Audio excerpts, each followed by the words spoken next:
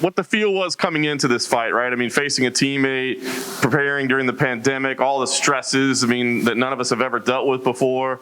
What was your feeling coming into this fight? I don't know, it's right to say or not. I mentioned before that actually that pandemic works really well for me because at ATT, like coaches and sparring partners were divided. I knew that I have, for example, like only window for 2 hours. I can't be late. I have to give a good workout and I have to drive to different gyms. So, and at night, because all gyms closed, like for cardio, I have to ride my bicycle or run. So this pandemic, this quarantine works very well for me. About my opponent, Filippo, he's a nice guy, but I'm sick of losing, and just either I didn't stick with game plan, I got lost, either somebody whooped my ass, and just, decision, it's just, I was sick and I met some people who changed my life right now. I have a great team and just knock on wood, so hopefully, God willing, I'm going to do what I have to do and I have a couple more years. What drives you, Andrei? Because you always have to hear people say, oh, are you too old? Or is the chin gone? And does he have it? I mean, it seems like it'd be easier to just say, enough, I don't want to deal with it. Before I react really bad, I just now it's your opinion and you never stoop up inside the octagon, you have to do your job. I'm going to do my job. And once Dina Costes from Chicago, my jiu-jitsu coach, first coach, he told me, disciplines, remembering what you want. I'm repeat this over and over to myself every morning when I wake up. I know why I'm doing this, for who I'm doing this. And like I mentioned before, I have a great team. My wife let me do what I love to do. I'm upset with fighting. And just, like I said, I have a few more years. And when fighters stop growing, he's going to down. I don't want to go down. I want to go up. And I'm like other heavyweights in the line. The first round was a little bit tough. I mean, he did have speed. And I mean, was there any part of you that thought, oh no, here we go again. This young guy is too quick for me? No, I didn't think he was too quick for me, but you're absolutely right, John. My problem stick with the game plan. And something like push me, but something like hold me, come on, guy, Mike, you're not in a rush. I said, okay, because today I guess I stick with the game plan 100%, except wrestling side. I didn't do any takedowns, but otherwise I stick with game plan, and I'm really happy. Yeah. You spent a lot of time in Southpaw today. I'm curious, was that something just very specific to this, or is that you growing and, showing things? No, it's back from my old days when I was in love with boxing. I just tried to left and right, but I forgot about Mike Brown, and then Paulino Hernandez, they remind me about this. Why not? Yeah. Nice. Last thing for me, I mean, it's crazy. In November, it'll have been 20 years since you debuted in the UFC. You said you got a couple years UFC left. 28, November 16, Taj Mahal, Atlantic City, Iron Brink. Pretty amazing, right? 20 years ago, it's like a different world. What is it? I mean, you said, I got a couple years left. I mean, what do you want to do? I mean, is this just about setting up your family for the future, or is this, people that you want to fight? I mean, what are the goals for you before you retire? Listen, like I said, if I'm doing what I love to do and the UFC let me do, fighting in UFC, of course I want to get a shot for title, Even maybe somebody think I'm crazy or I'm too old, fuck them. I'm just ready to go, and I'm not going to explain to anyone. I'll take my chance. Andrei, John did mention it's almost been 20 years since you debuted. This night was so unique. Can you compare this night to fighting in front of nobody, hearing everything, the pandemic and everything? This has to be the most unique fight week experience you've had, right? I really love it, to be honest with you. This is great. I would love to keep fighting in this empty arenas. First of all, I never choose my opponents, and I remember I was a guest fighter back 15 years ago. It's was maybe 50, 20 people, This is great. Too bad that I heard everything what Daniel Cormier says and some commentators, but otherwise. What could you hear them saying? Everything? No, they they kind of when I got nut kick, so they said, "Oh, it was painful." To be honest, I almost threw up, but no, it's good. Us in the back, when we hear the commentary through the TV, they're talking about how, you yourself said, you're tired of losing, and they would bring up you're losing in recent fights. Could you hear them talking about your losing streak at all?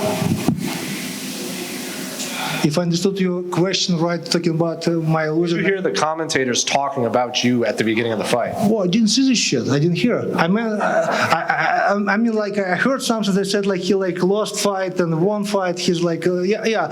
But listen, I was in my world already. I just was inside the octagon. I knew that we did a great job with my coaches. I just need to do what I have to do. Thank you. Andrei, you said this pandemic works for you.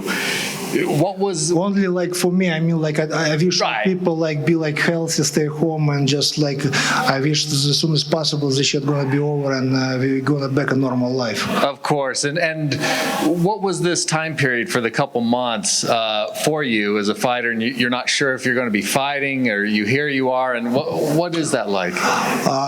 Originally, I was supposed to fight my second in Oklahoma City.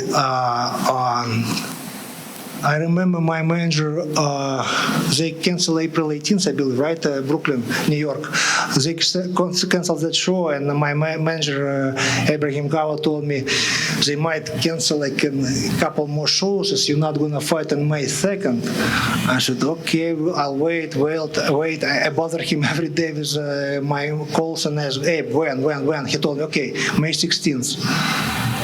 And he called me, I believe, 3 weeks before the fight, and he said, I got a news for you. It was 10 p.m., I remember right now. I told him, listen, guy, if it's bad news, call me tomorrow morning. If good, you can tell me right now. I said, I think it's bad. You're going to fight on May 13th. And Jacksonville, Florida is 4 hours from your home. I said, sold. So it was great. So going into that, I mean, you're trying to peak for your fight before in March, and then it gets postponed. How hard is that to just recalibrate? No, actually, that I have a couple more extra weeks. It works really really good for me. So everything went smooth and how it's supposed to be, and I really love it. You've been in the fight game, like you said, for 20 years. I would think you and Overeem, who's also fighting this week, are the longest lasting fighters. What do you attribute that to, staying in the game and at this high level of competition for so long? I just, like I said, I want to get another shot for title. And I wish John once says that Arlovski a little bit heavy in the middle area. I remember when I back in the UFC and I fought in Brazil against Bigfoot Silva. I remember his words about I'm a little bit heavy in the middle area. That's why I have to, I'm eating good, training hard, and just like Nike, just do it, ready to go. One more. What do you think of the grief fans are giving Stipe? He says he can't train properly, so he's waiting for the fight. A lot of fans are a little upset at Stipe at this moment. Listen, first of all, he's a first responder, from my understanding, right? He's a firefighter. It's up to him. I can't judge him. I understand what he means. He can't fight because he's a firefighter. At the same time, I understand Cormier, I understand Dana White. That come on, guy, you're fighting in the best MMA organization in the world. You have to choose what you want. So I don't want to judge him. It's up to him. But be honest with you, I don't know what I would do in his position. Thank you. Everyone, we're joined by UFC heavyweight Andrei Arlovski. First question will come from Louise Green with MMA Crazy. Your line is open. Congratulations on the win. How does it feel to get back in the win column tonight? feels great, and thank you. And that's my great dream team. I'm ready to go. It was very important and excited victory for me tonight. And you guys both train at ATT, is that right? And if so, how did it work out with preparing for this fight? That's horrible because Philippe, he was one of the nicest guys, Brazilian guys who says hello all the time. And I like him. And after the fight, I came to him and said, what, Philippe, I wish you all the best in your future fights. God bless you. And what did you think about your performance tonight? And did it play out how you imagined it to? First of all, more important that I stick with game plan, and I'm going to talk to my coaches after, and we will see. I'm sure they have some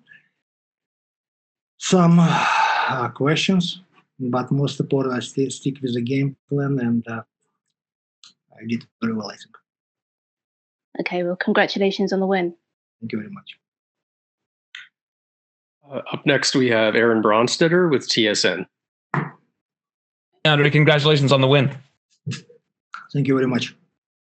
I was curious, in Belarus, their response to coronavirus has been a little bit strange. They haven't been wearing masks. They haven't been really locking anything down. I was curious what your thoughts were on that. You know what, I don't want to touch politics, but I'm going to tell you one thing, that every single day, except today, in the last 3 weeks, I'm raising voice on my mom. Stay home. If you're going somewhere to buy some food, wear a fucking mask and gloves. Every single morning, sometimes during the day, sometimes from different phone numbers, my wife's, my son's phone number. I'm calling and checking, try to be sneaky. Thanks God she stay home. Well, that's certainly good advice. A great fight for you with Felipe Lins. Where do you see yourself in the heavyweight division? Do you like having the role of having new fighters go against you and see what they're worth? I don't know. It's kind of nightmare, and I don't know. Just for me, most important victory. I never pick my opponents, and I mentioned before, I'm in a good hands. I'm with his dream team. My coaches, they awesome, and just my family support me. My wife let me do what I love to do. I just want to keep fighting, and since Dana White, since UFC, that they keep me fighting, and I'm now like new people who changed my life in like 180 degrees, and just I mentioned before, if fighter stop growing, he stop falling down. I don't fall down. I have a great team. I still have a few more years. I still have that fire in my eyes, and I love what I'm doing. I like to train hard and fight. So today my night, and tonight my night, and I'm ready to go. Mentioned you have a few more years. Phil Murphy, my colleague at ESPN, pointed out that this November it's going to be 20 years since you started in the UFC. That's pretty unbelievable. Do you think you can go 25? UFC 28, first fight in UFC against Aaron Brink. You're absolutely right. Taj Mahal, Atlantic City. And actually, September 29th is going to be first time when I came to the United States in Chicago. Well, congratulations on that longevity. I mean, think about it. In the heavyweight division, people take a lot of damage. So kudos to you. Great win tonight. It's nice to see you've still got it. And congratulations on a big win. Thank you very much.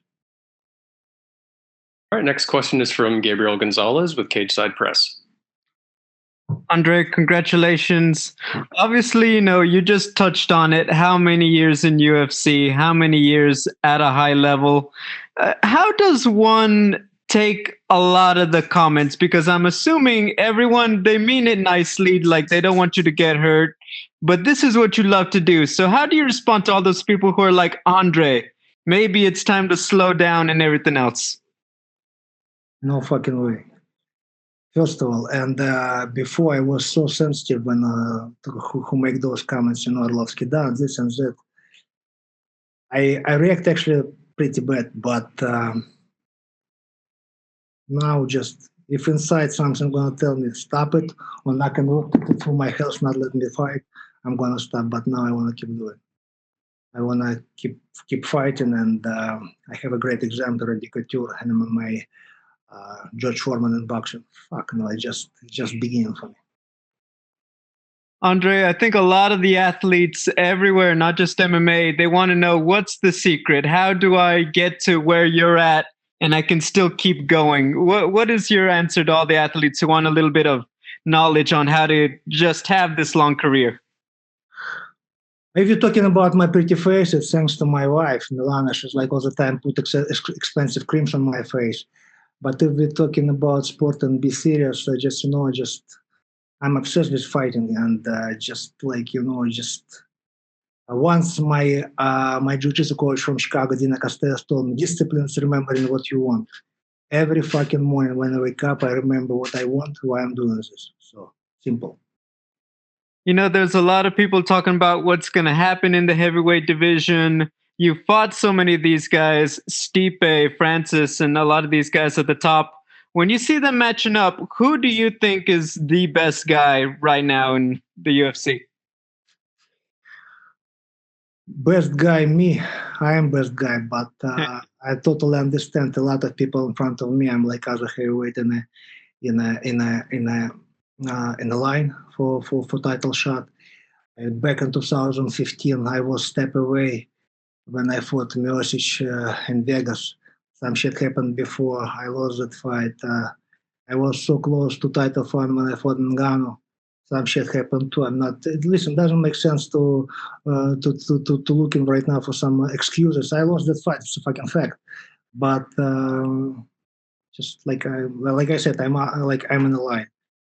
It's totally up to UFC, up to the Dana White, up to matchmakers. Hey, thank you, Andre. Thank you. Okay, last question comes from Shaquille Majuri with MMA Mania.